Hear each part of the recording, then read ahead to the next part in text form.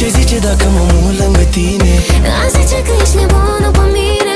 Am chemat toborul, în 3 minute vine. Vrei și cheia de la casă? Mai bine lasă figurile, încearcă cu altele dacă vrei.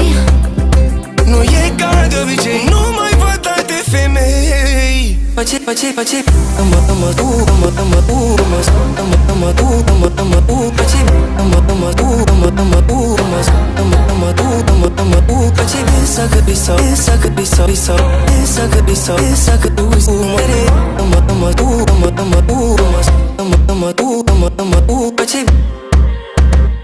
Ai un secret, vrei și frică să-mi întreb.